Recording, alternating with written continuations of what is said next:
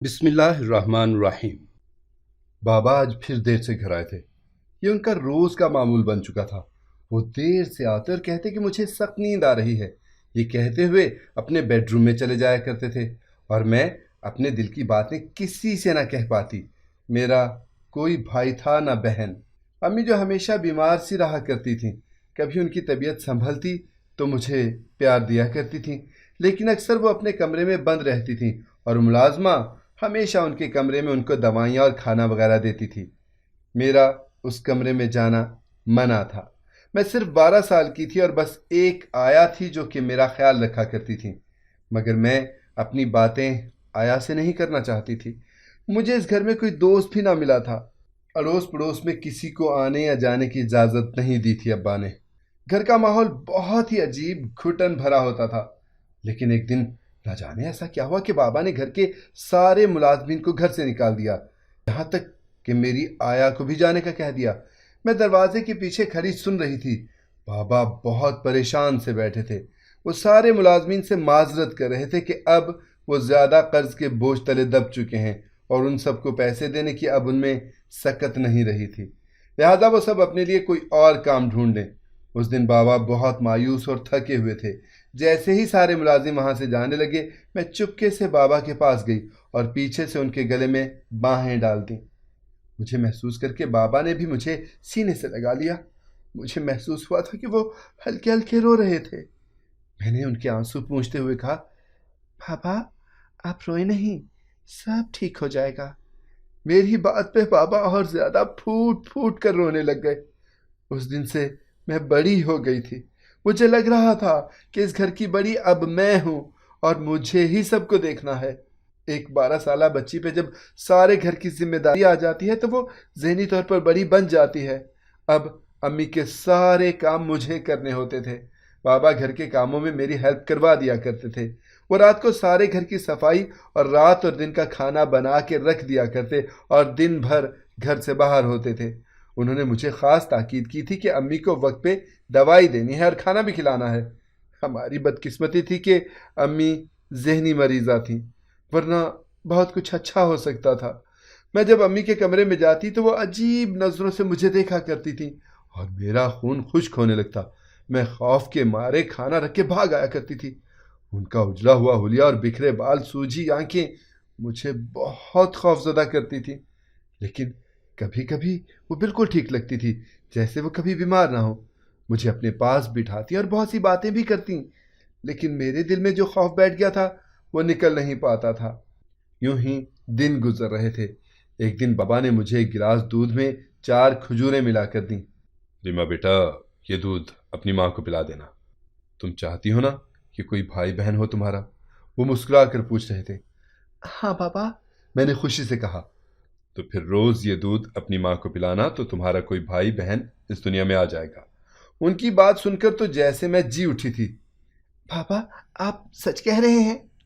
हाँ बेटा, बस तुमने ये रोज उनको पिलाना है। और उस दिन से ये दूध मैं अम्मी को पिलाती रहती थी। कभी वो मना कर देती तो बड़ी मुश्किलों से मैं उनको पिला देती। लेकिन आजकल मैंने महसूस किया था कि अम्मी अब सारा दिन भी सोई रहती हैं। उनको दवाई देने के लिए मुझे बड़ी मुश्किल से जगाना पड़ता था। मैं चाहती थी कि वो जागें, आखिर कैसे वो सारा दिन सोती रहती थी। लेकिन एक बात थी, अब उनकी आंखों में पहले जैसी वहशत नहीं होती थी। वो जागती तो मुझे प्यार से बुलाकर अपने पास बिठाती और बहुत सी बातें भी करती। लेकिन दूध पीते ही उनको फिर से नींद आने लगती थी। बाबा अब भी अपने काम में बहुत मसरूफ थे। उनका कहना था कि जल्द ही वो इस काबिल हो जाएंगे कि अपने सारे कर्जे भी चुका दें और दोबारा मुलाजिम भी रख लेंगे। लेकिन अकेले घर में अब मेरा दम घुटने लगा था। फिर एक दिन अम्मी ने दूध पीने से इनकार कर दिया। मैंने उनको बहुत समझाया कि अम्मी से पी लें, वरना बाबा मुझसे नाराज हो जाएंगे। लेकिन वो उस दिन बहुत जिद में आई हुई थी। बेटा, आज ये दूध तुम पी लो। उन्होंने बड़े प्यार से दूध मुझे पिलाना शुरू कर दिया तो मैंने भी उनका दिल रखने के लिए पी लिया। फिर उस दिन के बाद ये मामूल बन गया। अम्मी वो दूध मुझे पिला देती थी और अब अम्मी की जगह मैं हर वक्त सोई सी रहती थी। उस दिन चौथा दिन था जब मैंने वो दूध पिया था। मेरी तबीयत अजीब सी होने लगी थी। न जाने दूध में ऐसा क्या मिला था, मगर उस रात अचानक कुछ हुआ कि मेरे कदमों तले से जमीन निकल गई। आधी रात को मुझे ऐसे लगा जैसे कोई बच्चा रो रहा हो। मैंने सोचा بھلا ایسا کیسے ہو سکتا ہے کہ ہمارے گھر میں کوئی بچہ ہو؟ مگر پھر بھی میں اٹھی اور کمرے سے باہر نکل آئی۔ بچے کے رونے کی آواز امی کے کمرے سے آ رہی تھی۔ میں نے ہلکے سے ان کا کمرہ کھولا تو امی سو رہی تھیں۔ میں واپس پلٹنے لگی تھی کہ مجھے پھر سے بچے کے رونے کی آواز آنے لگی، اور وہ امی کے کمرے سے ہی آ رہی تھی۔ میں اندر آ گئی اور آواز کی سمجھ آنے لگی۔ امی کی چارپائی کی چادر ہٹا کر دیکھا تو حیرت سے میرے تو رونگٹے کھڑے ہو گئے۔ وہاں تو واقعی ایک چھوٹا سا بچہ تھا۔ میں سخت حیرت زدہ تھی کہ یہ بچہ امی کے کمرے میں کیسے آیا۔ میں نے جلدی سے وہ بچہ اٹھایا اور باہر لے آئی کہ کہیں امی کی آنکھ نہ کھل جائے۔ بچہ مسلسل روئے جا رہا تھا۔ میری سمجھ میں کچھ نہیں آ رہا تھا۔ وہ شاید کوئی 9-10 ماہ کا تھا۔ اچانک مجھے خیال آیا کہ ضرور اسے بھوک لگی ہوگی۔ میں نے پہلے اسے تھوڑا پانی پلایا، پھر کچن سے کچھ بسکٹ وغیرہ دودھ میں ڈبو کر کھلانے لگی۔ کچھ ہی دیر بعد وہ پرسکون ہو گیا۔ اسے بھوک ہی لگی تھی یقیناً۔ اب وہ سو چکا تھا۔ میں نے اسے اپنے ساتھ لٹا دیا اور خود پورے گھر کی تلاشی لی کہ شاید اس کی ماں یہیں کہیں ہو، مگر وہاں تو کوئی بھی نہ تھا۔ مجھے یہ بات سمجھ میں نہیں آ رہی تھی کہ بچہ آیا کہاں سے تھا۔ میری نیند اڑ چکی تھی۔ میں صبح کا انتظار کرنے لگی۔ جیسے ہی بابا اٹھے میں بھاگتی ہوئی ان کے کمرے میں گئی اور ان کو رات والا سارا ماجرا سنا ڈالا۔ میری بات سن کر وہ اپنا سر پکڑ کر بیٹھ گئے۔ کیا ہوا بابا؟ میں نے پریشانی سے پوچھا۔ ریما، تم نے اپنی ماں کو وہ دودھ نہیں پلایا تھا؟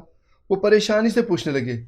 پلاتی تھی بابا، لیکن 4 دن سے وہ دودھ نہیں پی رہی تھی، بلکہ زبردستی مجھے پلا دیتی تھی، میں نے شرمندگی سے بتایا۔ میری بات پہ بابا اور زیادہ پریشان ہو گئے۔ کہ تم نے بہت غلط کیا بیٹی، تمہاری ماں کی حالت دن بدن بگڑتی جا رہی ہے۔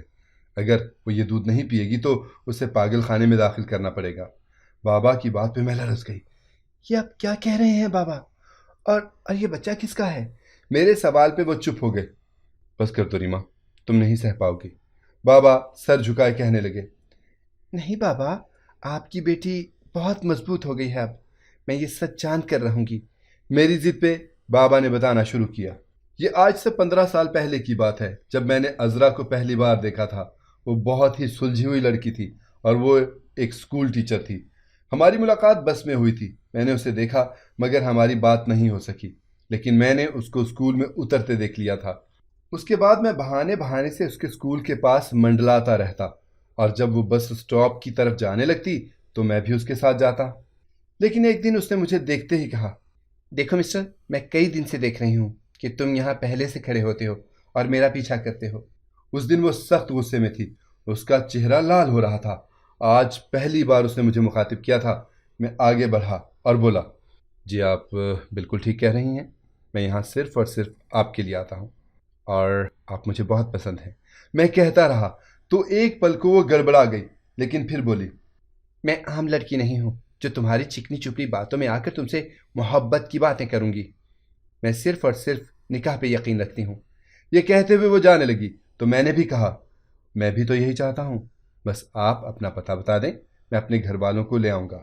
وہ میری بات سنی انسنی کرتی بس پہ سوار ہو گئی، اور دوسرے دن اسکول والوں نے میرا نوٹس لیا اور مجھے اندر بلا کر بتایا کہ عذرا اکیلی لڑکی ہے جس کا اس دنیا میں کوئی نہیں، لہٰذا اگر آپ کو وہ پسند ہے تو یہ جان لیں کہ ہم لوگ ہی اس کے سب کچھ ہیں۔ میں نے اپنی ماں کو بتایا اور اسی طرح ساری رسومات ادا ہو گئیں اور وہ میرے نکاح میں آ گئی۔ میرے پاس کسی چیز کی کمی نہ تھی اور عذرا نے میرا گھر خوشیوں سے بھر دیا تھا۔ چند ماہ کے بعد وہ امید سے ہو گئی۔ ہم بہت خوش تھے، لیکن ٹھیک 9 ماہ کے بعد ہمیں معلوم پڑا کہ بچہ مرا ہوا پیدا ہوا ہے۔ اس بات کو تو میں جھیل گیا، لیکن عذرا پاگل ہو گئی تھی۔ اس نے اپنی حالت بگاڑ لی تھی۔ مجھے کچھ سمجھ نہ آتا تھا کہ کیا کروں۔ میری اماں بھی انہی دنوں اللہ کو پیاری ہو گئی۔ مجھ پہ ہر طرف سے تفکرات کے پہاڑ ٹوٹ پڑے تھے۔ کاروبار بھی خسارے میں جانے لگا تھا۔ گھر پہ عذرا کو چھوڑتا تو وہ کہیں بھی نکل جایا کرتی تھی۔ کئی بار علاج کروایا مگر سب بے سود۔ اس کے بعد وہ پھر سے امید سے ہو گئی۔ میں خوش تھا کہ اب سب ٹھیک ہو جائے گا، مگر تمہارے پیدا ہونے کے بعد بھی اس کی طبیعت نہ سنبھلی۔ وہ تمہیں اپنی اولاد نہیں سمجھتی تھی، وہ تو بس ایک ہی رٹ لگائے جاتی کہ میرا بیٹا زندہ ہے۔ تمہاری دیکھ بھال کے لیے میں نے آیا رکھ لی تھی۔ کبھی عذرا بالکل ٹھیک لگتی، کبھی پھر سے اسے دورہ پڑ جاتا۔ ایسے میں وہ اپنے بیٹے کی تلاش میں نکل جاتی اور جہاں بھی اس کو کوئی بچہ نظر آتا اسے اٹھا لاتی۔ اس کی ان حرکتوں سے میں بہت بیزار تھا۔ ایک بار تو پولیس بھی آ گئی تھی کیونکہ وہ ایک عورت کو پتھر مار کر اس کا بچہ زبردستی چھین لائی تھی۔ بڑی مشکل سے میں نے اس کی ضمانت کروائی۔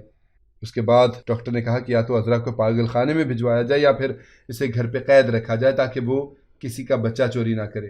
بیٹا، تب سے میں نے اسے کمرے میں قید کر لیا تھا، لیکن اب کاروبار میں کافی نقصان اٹھانا پڑا تو میں نے سارے ملازمین کو ہٹا دیا تاکہ خرچہ کم ہو، اور وہ دودھ اس میں سکون کی دوائی تھی جس کی وجہ سے عذرا پرسکون رہتی تھی۔ لیکن تم نے اسے چند دن دوائی نہ پلائی تو وہ کسی کا بچہ اٹھا لائی۔ دیکھو، بابا کی باتیں سن کر میں رو پڑی تھی۔ آخر ایسا کیوں ہوا امی بابا کے ساتھ کہ ان کا گھر بکھر گیا؟ مجھے بہت دکھ ہو رہا تھا۔ پاپا، ہمیں نہیں معلوم یہ بچہ کس کا ہے، لیکن اگر ہم اسے یہاں چھپا لے تو… میرے سوال پہ بابا آگ بگولا ہو کر مجھ پہ برس پڑے۔ پاگل ہو گئی ہو اپنی ماں کی طرح؟ اس کا انجام جانتی ہو؟ ہم سب کو جیل میں جانا پڑے گا، اور تمہاری ماں بیچاری پاگل خانے میں نہ جانے کیسے رہے گی۔ معلوم بھی ہے وہاں کیسا سلوک کیا جاتا ہے مریضوں کے ساتھ۔ وہ پریشان ہو گئے تھے۔ میں نے ان سے معافی مانگی اور کہا کہ وہ بچہ واپس لے جائیں۔ بابا وہ بچہ پولیس اسٹیشن لے گئے اور کہا کہ یہ ان کو گھر کے پاس روتا ہوا ملا تھا۔ 2 دن امی بہت بے چین رہی تھی کیونکہ ان کو وہ بچہ جو نظر نہیں آ رہا تھا، لیکن دودھ پینے سے کچھ سکون آتا تھا۔ میں سوچ میں تھی کہ ماں کا دکھ کیسے بانٹوں۔ بہت سوچ بچار کے بعد میں نے بابا سے بات کرنے کا سوچا۔ بابا، آپ یتیم خانے سے بچہ اڈاپٹ کیوں نہیں کرتے؟ میری بات پہ وہ چونک پڑے۔ ہاں بابا، آپ بچہ لا دیں، امی ٹھیک ہو جائیں گی۔ بیٹا، یہ خیال مجھے بھی آیا تھا، مگر کبھی جو عذرا بچے کو کوئی نقصان پہنچا دے تو میں کیا جواب دوں گا اللہ کو کہ اپنی بیوی کو ٹھیک کرنے کے لیے میں نے کسی معصوم بچے کی جان کو خطرے میں ڈال دیا۔ نہیں بابا، میں بچے کا دھیان رکھوں گی، اور اب تو آپ کا کاروبار بھی چل پڑا ہے تو ہم آیا بھی رکھ لیں گے۔ میں وعدہ کرتی ہوں اگر مجھے کبھی محسوس ہوا کہ امی بچے کو نقصان پہنچا سکتی ہیں تو ہم اسی دن بچہ واپس کر دیں گے۔ بابا گہری سوچ میں گم تھے، مگر میں نے ان کو اچھے سے یقین دلایا تھا کیونکہ ایک یہی حل تھا امی کے پاگل پن کا کہ بس ان کو یہ کہہ کر بچہ دیا جائے کہ ان کا بچہ زندہ ہے۔ بڑی مشکل سے میں نے بابا کو منایا اور ایک دن ہم جا کر بچہ لے آئے تھے۔ یتیم خانے والوں نے زیادہ سوال نہ کیے، شاید وہ بھی بچوں کی تعداد کم کرنے پہ خوش تھے۔ وہ بچہ بہت ہی پیارا تھا۔ میں نے اور بابا نے گھر آتے ہی امی کا آواز لگانی شروع کر دی۔ امی، امی، دیکھیں تو کون آیا ہے۔ امی کا دروازہ کھول کر میں اندر داخل ہوئی تو انہوں نے اجنبی نظروں سے مجھے دیکھا، لیکن جب بابا کی گود میں بچہ دیکھا تو جھٹکے سے اٹھی۔ میرا بچہ زندہ ہے نا؟ وہ بھاگتی ہوئی آئیں اور بابا کی گود سے بچہ لیا۔ ہاں عذرا، تمہارا بچہ زندہ ہے، یہ دیکھو۔ بابا کے کہنے پر امی خوشی سے نہال ہوئی جا رہی تھیں اور بچے کو چومنا شروع کر دیا۔ امی کو خوش دیکھ کر بابا بھی بہت خوش نظر آ رہے تھے۔ امی کمرے سے باہر آ گئی تھیں۔ میں نے پوچھا، امی بھائی کا نام کیا رکھیں؟ تو وہ خوشی سے بولی، اس کا نام تو میں نے کب سے ایان رکھا ہوا ہے۔ میں نے دیکھا امی نے بچے کو فیڈر بنا کر دیا اور گود میں بٹھا کر پلانے لگی۔ میں ان کی ساری حرکات پہ خاص نظر کیے ہوئے تھی۔ جب وہ کچن میں جانے لگیں تو میں نے جلدی سے ان کے ہاتھ سے بچہ لے لیا۔ امی مجھے دیں، میں بھائی کو کہانی سناتی ہوں۔ میری بات پہ وہ کھلکھلا کر ہنس دی۔ ارے پگلی، بھلا اس کو کیا پتا کہانی کا؟ اسے تو ابھی صرف جھنجھنے کی آواز سے مزہ آئے گا۔ وہ ہنستی ہوئی کچن کی طرف جانے لگیں۔ میں بچے کو لان میں لے آئی۔ کچھ ہی دیر میں گھر میں کھانے کی خوشبو پھیل چکی تھی۔ امی نے بہت ہی لذیذ کھانا بنایا تھا۔ میں سخت حیرت میں تھی۔ رات کو میں ان کے ساتھ سو گئی کہ مجھے بھائی کے ساتھ سونا ہے۔ ایان جھولے میں سو رہا تھا۔ میں نے دیکھا امی بار بار اٹھ کر اسے دیکھتی اور کبھی اس کا ڈائپر بدلتی، کبھی فیڈر سے دودھ پلانے لگتی۔ میں ساری رات جاگتی رہی جبکہ امی بچے کو سلا کر سو جاتی۔ فجر کے بعد مجھے نیند آ گئی اور کافی دیر سے میری آنکھ کھلی تو میں ہڑبڑا کر اٹھی۔ یا میرے اللہ، میں کیسے سو گئی؟ کہیں امی نے بچے کے ساتھ… یہ خیال آتے ہی باہر کو بھاگی، مگر وہاں تو منظر ہی الگ تھا۔ پورا گھر جگمگا رہا تھا۔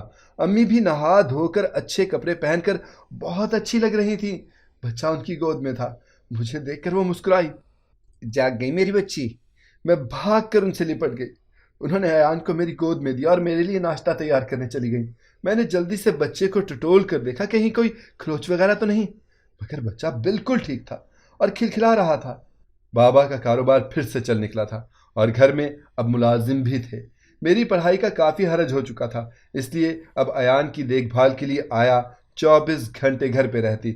اصل میں یہ آیا ایان کی نہیں بلکہ امی کی دیکھ بھال کے لیے رکھی گئی تھی۔ بابا نے گھر میں ہر جگہ CCTV کیمرے لگوا دیے تھے اور ایک چوکیدار اسے مانیٹر کرتا تھا۔ یہ سب ایان کی سیفٹی کے لیے تھا، کیونکہ ہم جتنا خوش تھے اتنا ہی ڈرے ہوئے بھی تھے۔ اسی طرح وقت گزرنے لگا۔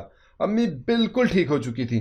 میں نے کئی بار ان کا امتحان لیا تھا۔ میں کچھ نہ کچھ ایسا کرتی کہ شاید امی کو غصہ آ جائے یا وہ کوئی ایسی حرکت کریں، مگر امی ہمیشہ میری غلطی پر میری اصلاح کرتیں، اور اب میں مطمئن تھی۔ بابا بھی بہت خوش تھے۔ ان کی ازدواجی زندگی میں پھر سے بہار آ گئی تھی۔ امی ان کا بہت خیال رکھتی تھیں۔